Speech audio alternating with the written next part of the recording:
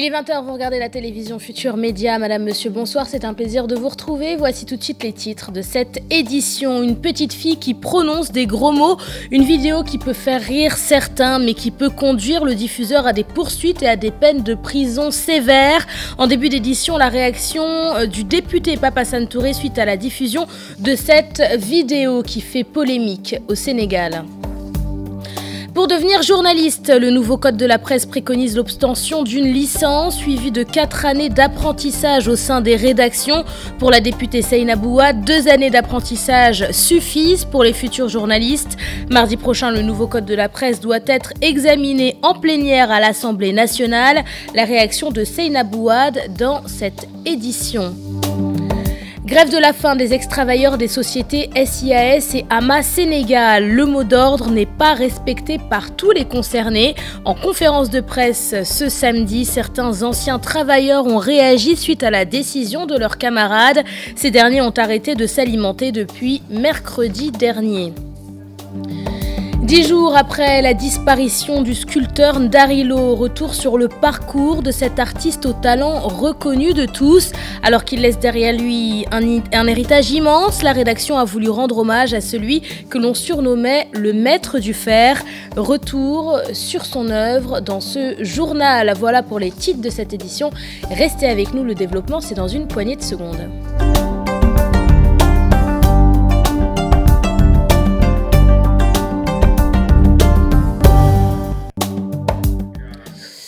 Je vous le disais en titre, grève de la faim des ex-travailleurs des sociétés SIAS et AMA Sénégal, alors qu'ils réclament 4 milliards de francs CFA. Ces travailleurs ont commencé à observer une grève de la faim depuis mercredi dernier. Une grève de la faim qui n'a pas été suivie par l'ensemble des ex-employés concernés. Face à la presse, certains ont réagi et disent ne pas comprendre l'initiative de leurs camarades qui consiste à ne plus s'alimenter. Écoutons l'un d'entre eux, ces propos sont recueillis par Salif Sow. Nous avons convoqué l'Assemblée, c'est pour informer l'opinion sur des situations que nous vivons en ce moment, soit disant que les agents de la CEAS sont en grève. Nous disons non, la CEAS n'est pas en grève, pour la bonne raison que le dossier est entièrement bouclé et réglé définitivement par le président de la République. Et lors du conseil interministériel du 10 mars, le Premier ministre a donné des instructions fermes au ministre du Budget de régler la CEAS très rapidement et en 2 échéances. Ça, c'est fait. Bon, maintenant, je crois que c'est AMA Sénégal qui est en grève. Et nous, agents de la CEAS, nous ne pouvons pas, personne ne peut nous embarquer dans un combat qui n'est pas le nôtre. Le Sénégal de parler de 1700 personnes de la CEAS, voilà le dossier de personnes de la CEAS. Je vais vous le montrer. La CEAS fait moins de 1250 agents. La DES avait 1,650 millions. Nous exhortons le président de nous régler, définitivement, comme le dossier est réglé, quand même que nous soyons payés le plus vite possible. À Kaolack, 11 agents de santé réclament 4 mois d'arriérés de salaire. Ils exigent le paiement de ces salaires avant la fête de la Korité. Ces travailleurs menacent de croiser les bras et procéder à la rétention d'informations sanitaires si rien n'est fait. Plus de détails, c'est avec Ibrahima Diamé en direct de Kaolack.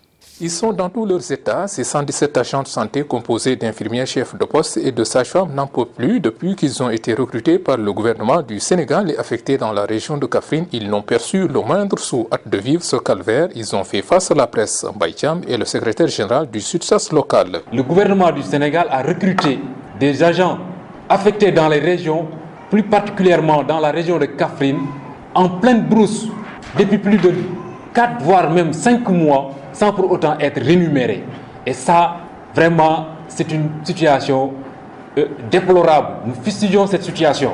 Ils ont été recrutés par le gouvernement du Sénégal en collaboration avec la coopération japonaise depuis le mois de janvier dernier, mais depuis lors, personne ne s'est soucié d'eux, déplore-t-il. Le plus important de ces agents donc, sont recrutés et affectés dans la région de Kaffrine. Ils tournent autour de 117 agents et affectés en pleine brousse sans pour autant rémunérés à aucun sou. Ça, vraiment, c'est une situation déplorable. Seulement, ils semblent avoir atteint les limites de leur patience. C'est pourquoi ils ont tapé du poing sur la table pour exiger leur salaire avant la fête de la Korité. On peut même aller jusqu'à retenir les données sanitaires. Ça, c'est sûr. Ça, il faut le savoir. Les gens sont très fatigués, les gosses sont très fatigués.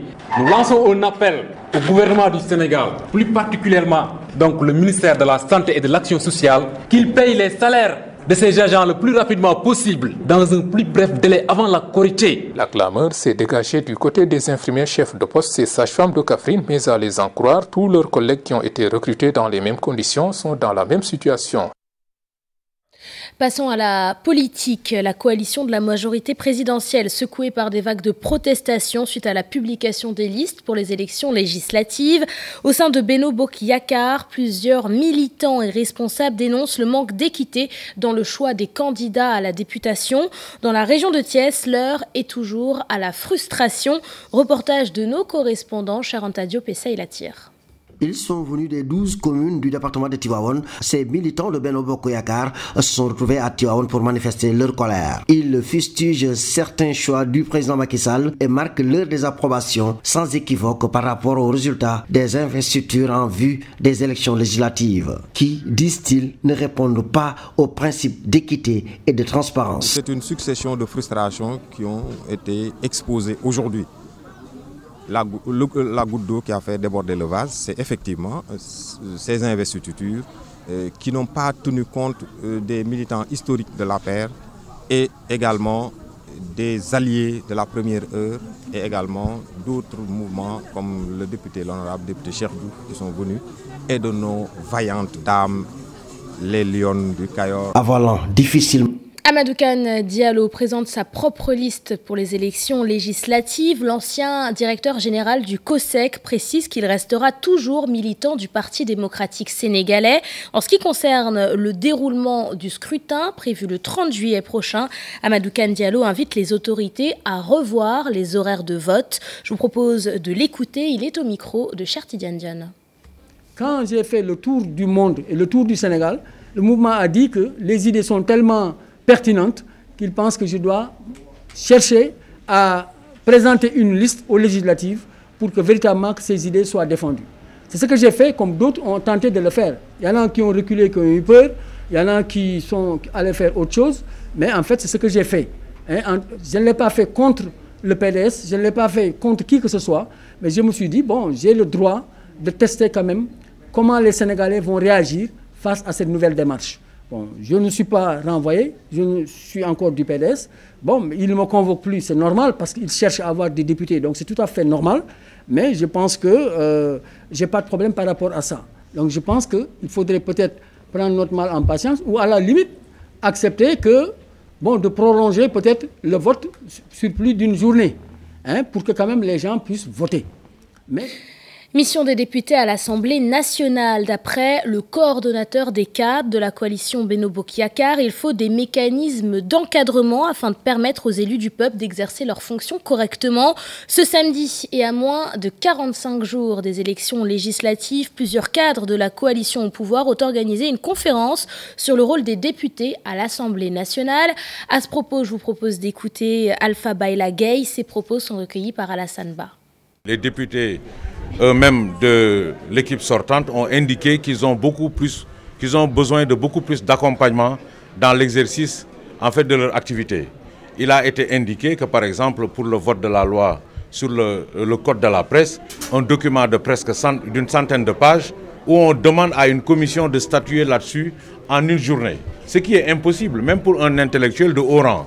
Donc à plus forte raison, la représentation de l'Assemblée où il y a un peu de tout, il y a des intellectuels, des moins intellectuels. Donc il est important qu'on puisse assister le député dans sa mission. Nous sommes dans un mode de scrutin qui a fait qu'en général, le député il est national. Donc il y a une part de majoritaire, il y a une part nationale. Donc je crois que il n'est pas dit aussi que les députés qui sont analphabètes sont moins productifs que les autres. Donc je crois que derrière, même pour les intellectuels, il faut en fait mettre en place un mécanisme d'encadrement en fait, des députés pour qu'ils puissent travailler sur les questions financières et de manière à les comprendre rapidement. Obtenir une licence et comptabiliser 4 années d'apprentissage au sein des rédactions, c'est ce que préconise le nouveau code de la presse examiné mardi prochain en plénière à l'Assemblée nationale. D'après la députée Seynabou Wade, les conditions sont trop exigeantes pour être journaliste. Elle préconise l'obtention d'une licence suivie de 2 années d'apprentissage au lieu de 4. Je vous propose d'écouter Seynabou Wade au micro de Dissa Prera. Mais moi je pense que c'est trop. C'est trop dans la mesure où moi, j'ai eu à en discuter avec Abdelatif Coulibaly, parce que lors de notre classement, moi, j'étais le secrétaire général de la section syndicale de la Loterie nationale sénégalaise. Donc, quand nous avons fait notre accord d'établissement, il fallait reclasser les gens suivant les diplômes. Et c'est là-bas que je me suis rendu compte que le journalisme, c'était bac plus 3 ans. Et même dans les 3 ans, il y avait le stage. Donc, c'est 2 ans plus le stage, l'année de stage. Bon, donc, je suis allé voir Latif pour attirer son attention pour qu'il sache que entre vraiment 3 ans et 1 an, il n'y a pas de différence, qu'il devait tout faire pour que les journalistes puissent faire bac plus 4 ans. Donc c'est de là aussi, c'est pourquoi quand j'ai vu le texte, j'ai réfléchi, j'ai dit mais quand quelqu'un a bac plus 3 ans, il n'a pas besoin de faire encore 4 ans, parce qu'ici ils ont dit la licence ou diplôme équivalent. Donc c'est toujours la licence, c'est bac plus 3. Moi je dis qu'on n'a pas besoin de faire 7 ans comme le médecin pour être journaliste. Je pense que quand même, la licence plus 2 ans, ça fait la maîtrise, le master 1, je pense que ça peut suffire. C'est la raison pour laquelle j'ai fait un amendement. Là, je ne vais pas discuter avec des journalistes. Hein. Bon, j'ai réfléchi parce que j'ai eu à travailler sur un dossier de journaliste. Donc, je me suis dit, ça c'est trop, il faut bac plus 2 ans. Mais heureusement, les amendements que vous avez proposés aussi à Elentine, qu'il a donné à Dr Mbengue Dione, étaient de 2 ans. Oui, donc j'ai fait l'amendement qui a été rejeté en commission technique, mais j'espère que quand même, en plénière, comme vous avez déjà posé le problème, ils vont revenir à la raison et nous permettre d'accepter les 2 ans. À présent, parlons de cette vidéo qui fait le tour de la toile au Sénégal et sur laquelle on peut voir et entendre une petite fille prononcer des insultes devant une caméra. D'après le magistrat Pape Hassan Touré, un tel acte est puni par la loi. Le diffuseur de la vidéo peut encourir des peines de prison sévères pour outrage aux bonnes mœurs. Pour se justifier, le magistrat cite l'article 284 du Code de la famille. Pape Faraning et Mousse Diop. La vidéo de la petite fille sur la toile ces jours-ci continue de défrayer la chronique.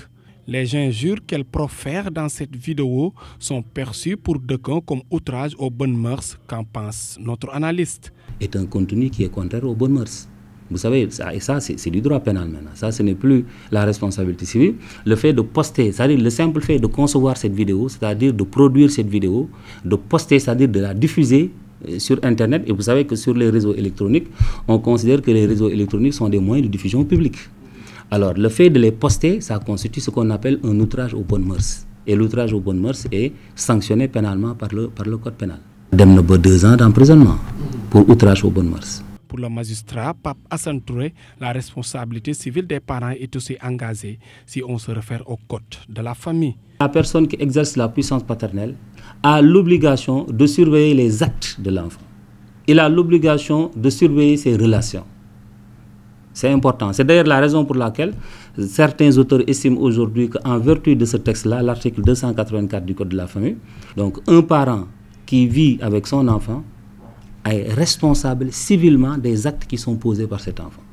Donc, en d'autres termes, lorsque l'enfant cause un dommage à autrui, ou bien l'enfant insulte une personne, le premier responsable de ces actes, c'est le parent qui a l'obligation, évidemment, d'assurer la surveillance, d'assurer l'entretien et l'éducation de cet enfant-là.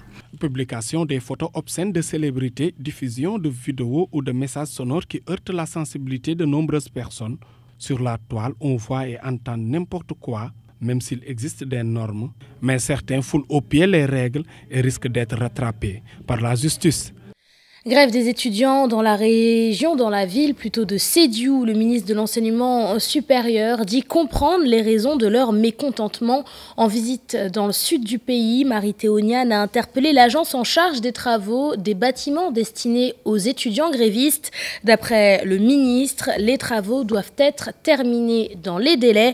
Écoutons le ministre de l'Enseignement supérieur. Ses propos sont recueillis par notre correspondant Bakary Conté. Pour les chantiers de l'auditorium, de l'amphi 7, des amphis communs et de Mbaïgué, c'est des chantiers livrés.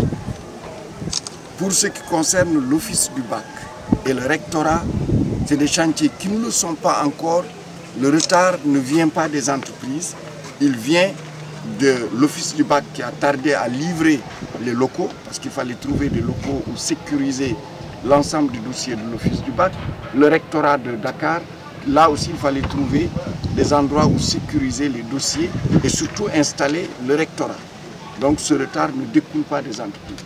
Par contre, le retard au niveau de la faculté de sciences juridiques et politiques est un retard conjoint entre l'entreprise, l'agence des constructions.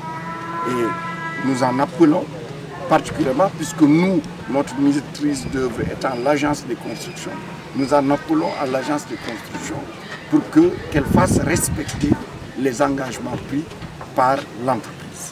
À présent, parlons de cette étude de l'ONU-DC, l'Office des Nations Unies contre la drogue et le crime. D'après cette étude, 2% des élèves fument du chanvre indien, 1 à 2% consomment d'autres types de drogues et 4% fument des cigarettes. Face à la situation et pour avertir les jeunes sur les dangers liés à la consommation de drogue, des acteurs du secteur demandent plus de sensibilisation dans les écoles. Salif So et Asmalik Diop. Ces élèves de l'IEF de Guédiawaye réunis à la salle des fêtes du foyer Amo 4 sont sensibilisés sur les méfaits de la drogue. Les apprenants en consomment de plus en plus, a révélé une récente étude de l'ONU-DC. L'étude de l'ONU-DC a parlé un peu de ce phénomène au sein de l'école. Presque 3,7% des enfants ont fumé du tabac, presque plus de 2% ont fumé du cannabis, 1 à 2% ont inhalé des produits. Avec les dosettes qu'on voit dans les écoles, notre environnement scolaire est plus que jamais menacé. Ce 16 juin est célébrée la journée de l'enfant africain. Au-delà de la commémoration, il urge selon les protecteurs de l'enfant d'atteindre les 17 objectifs composant les ODD lancés depuis 2015. Nous avons pu créer une dynamique dans les communautés et les aspects de la protection de l'enfant sont déjà relégués à un niveau beaucoup plus élevé que dans le passé. Et aussi, nous avons senti que la communauté est maintenant prompte à prendre en charge certains aspects qui sont liés à la protection de l'enfant, notamment la mise à disposition de pièces d'état civil pour certains. Il y a la problématique de la mendicité aussi. Tous ces problèmes-là sont discutés dans les comités et les comités sont en train de s'organiser pour prendre en charge ces problèmes. L'agenda 2030 pour un développement durable en faveur des enfants en Afrique, accélérons la protection, l'autonomisation et l'égalité est le thème retenu pour cette 27e édition de la JEA. Journée de l'enfant africain. Parlons littérature avec la sortie du nouveau livre de Moussambo. Il s'intitule Mame Abdoulaziz Sy Dabakh Malik, source de lumière. Dans son ouvrage, l'auteur retrace l'œuvre du 3e khalife de la confrérie Tidiane de 1957 à 1997, c'est-à-dire pendant 40 ans. La cérémonie de dédicace du livre s'est déroulée ce samedi. Les détails, c'est avec Aïssa Toupaï et Mardien. Mame Abdoulaziz Sy Dabakh Malik, source de lumière, source d'inspiration pour l'auteur de l'ouvrage Moussambo. À travers 295 pages, il transmet à des générations la dimension spirituelle du religieux, l'œuvre d'un citoyen sénégalais, la générosité de l'homme. Nous avons été marqués par ce personnage, cette autorité qui a fait des choses, qui a agi, qui a parlé aux Sénégalais de telle façon et il s'est comporté d'une telle façon que l'ensemble des Sénégalais ont été à la limite subjugués. C'est la jeunesse qui l'intéressait le plus. toute la jeunesse sénégalaise à se repositionner. Se repositionner dans le sens de l'acquisition de connaissances. Parce qu'il s'est toujours battu pour lui contre l'ignorance. Tâche alors ardue, M. Mbow, d'écrire sur un tel homme. C'est facile, c'est pas facile. C'est facile parce que chacun d'entre nous en sait quelque chose. C'est pas facile parce qu'il avait atteint, il a réussi à éduquer son entourage de telle sorte qu'à la limite, il a déteint sur l'ensemble de son entourage. J'avoue que j'ai eu des difficultés à certains moments pour obtenir certaines informations parce que toutes les personnes qui ont gravité autour de lui, je peux vous dire qu'ils ne vous diront rien, par respect. Amis proches et parents de l'auteur ont eux aussi à leur tour témoigné sur la grandeur de Mame Abdoul Aziz Sy. C'est un homme exceptionnel parce que moi j'ai eu la chance de pouvoir le côtoyer. Si on doit peut-être retenir une seule chose, c'est que c'est un des rares hommes qui ait eu un comportement qui soit totalement en conformité avec la parole qu'il prenait. Je crois que ça a été un éducateur exemplaire et c'est quelqu'un qui a été un citoyen modèle. Mame Abdou, il n'était pas là uniquement pour les Tidianes. Pour vous dire, moi qui vous parle, je suis mourite. Son oncle, mon père, donc, était un fervent mourite et nous sommes d'une famille où il y a autant de mourites que de Tidianes. Et vraiment, je pense que c'est une admiration qu'on lui voue pour la personne d'abord. Donc je pense que si aujourd'hui Moussa a pu écrire quelque chose sur Mame Abdou, c'est parce que c'était un grand-père pour nous tous. Omniprésent dans les cœurs comme dans les esprits, sa voix résonne encore et encore dans nos oreilles, tout comme ses prêches. doomi soxna yi fi nekk bañ a falsifier ahadis yi ak ayat alquraniya. waaye doomu soxna yi nag nañ seetlu seen bopp nag bañ a fab aaya yàlla yeeg hadisu yonent bi di ko firee nu leen neex. ngir ragal gouvernement bi. ngir ragal nguur gi. ak ragal ñi lay jox chèque ba. ak ragal léegi tey nga wuute ci nit xalaat dootu la may bopp mel ne mag ñi liggéey yu ñu wala ñu fi nekk duñu borom yi xam-xam nit du tuutal ba. Le 8 juin dernier, le Sénégal perdait l'un de ses plus grands sculpteurs, surnommé le maître du fer. L'artiste Ndari Lo laisse derrière lui un héritage immense. 10 jours après sa disparition, retour sur le parcours de cet homme qui aura marqué son temps et sans aucun doute les générations futures. Retour sur son parcours avec Ibou Diouf. Il a touché à toutes les matières et c'est comme si ses mains étaient bénies. Ndari Lo, le défunt artiste, est lui aussi un immortel. Un immortel qui avait de l'art dans ses veines, ce don de donner une nouvelle vie à un objet qui a déjà servi. Ndari Lo a vécu avec ses faibles, je veux dire un amour pour le métal et la soudure, le béton ou le fer aussi. L'homme faisait marcher ses silhouettes métalliques, une performance qui le révèle à la face du monde. Nous sommes dans les années 90. Une inspiration tirée de son premier voyage en Europe. Autre motif récurrent dans le travail de Ndari Lo, l'arbre, symbole de vie. Ndari Lo avait réussi ce chef-d'œuvre, sa forêt à lui, baptisée la Muraille Verte, avec un succès à la clé en 2008, avec le Grand Prix de la Biennale de Dakar. En ses débuts, Ndari Lo se lance dans la récupération des ossements, des têtes de poupées et des capsules en plastique. Ndari Lo a réussi la cristallisation de l'inspiration pour l'art traditionnel africain dans les pratiques artistiques contemporaines. En 2006, Ndari Lo avait présenté le refus de Rosa Parks, une installation hommage célébrant ceux qui s'étaient battus pour défendre la dignité de l'homme noir. Le 18 avril 2017 s'est déroulé sur la place des Palais des Papes à Avignon l'installation de la sculpture La Pierre universelle. Ndari Lo s'en est allé, laissant derrière lui ces géants qui sont sortis de terre pour entreprendre la marche du monde. Un grand merci, l'artiste. À présent, en direction la France, dans la deuxième circonscription du Val-de-Marne, où le Sénégalais Jean-François Mbaye est qualifié pour le second tour des élections législatives. Né au Sénégal, dans le quartier de Dieuppeul, le militant d'Emmanuel Macron promet de s'attaquer au chômage des jeunes et à la prise en charge des personnes âgées. On l'écoute au micro de notre correspondant en France, Ibrahima Kamara. de pouvoir aller chercher du travail dans des entreprises qui embaucheront réellement. Et pour ça, dans le programme d'Emmanuel Macron d'ailleurs, une prime est prévue pour cela, une prime à l'embauche. Alors moi je m'attaquerai particulièrement à l'amélioration du pouvoir d'achat de ces personnes âgées. Je m'attaquerai aussi à la problématique des personnes en situation de handicap. Je m'attaquerai aussi à ce que l'on appelle ici les auxiliaires de vie scolaire, les AVS, où je vais aussi là aussi faire un travail, leur permettre d'avoir déjà un statut juridique fort, durable, mais aussi les former. Parce que je me suis aperçu, notamment dans le milieu de l'éducation, que les AVS, quand elles sont en situation avec un enfant autiste, bien souvent elles ne savent pas ce qu'il faut faire. Et en sport, en football, encore une saison blanche pour le Jaraaf de Dakar, et ce pour la 4e saison consécutive. La série noire continue donc pour le club de la Médina. Entre autres explications fournies par des observateurs sportifs figurent l'instabilité du staff technique et l'abandon de la formation. Chertidiane Diao et Younous Diatta. 2 trophées en 7 ans, 4 saisons blanches consécutives. C'est le bilan du Jaraaf de ces dernières années.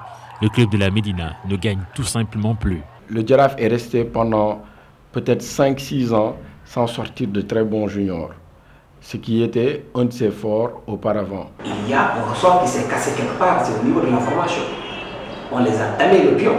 On peut parler aujourd'hui de Génération Foot, on peut parler aujourd'hui de Tchamba, on peut parler de ce qui se fait ailleurs et ils n'ont pas pu suivre. L'instabilité du staff technique, un facteur bloquant. Pour être même un entraîneur de Jaraaf, il faut avoir été d'abord du Jaraaf, ce qu'on a fait des enfants de Jaraaf. C'est pourquoi il y a eu beaucoup d'entraîneurs qui sont passés par le Jaraaf sur le banc, qui n'étaient pas du Jaraaf. Ils avaient toutes les peines du monde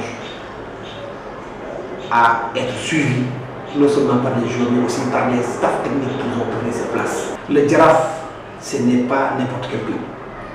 Il y a une énorme pression qui est toujours là. Jaraaf a fini 2e, mais n'a pas conservé Alassane Dia, qui a fini très bien la saison, qui avait mal démarré, mais qui a fini très bien, qui avait commencé à donner un projet de jeu cohérent et qui a terminé sur 5 victoires. Ils ont changé, ils ont amené Malik Daf, et déjà, en fin de saison, on commence à entendre quelques supporters et quelques dirigeants même dire que ils vont changer d'entraîneur et que même j'ai entendu en coulisses certains dire que Demba Mbaye aurait été contacté. Les Verts et Blancs, dans cette ère marquée par l'avènement de nouveaux clubs ou académies, devront se réinventer pour retrouver le goût du succès. Voilà, et puis avant de vous quitter, sachez que la clôture de la 3e édition du Festival Salam se tient ce soir au boulevard de la République, un événement que vous pourrez suivre en direct sur la télévision Futur Média. Voilà, c'est la fin de cette édition.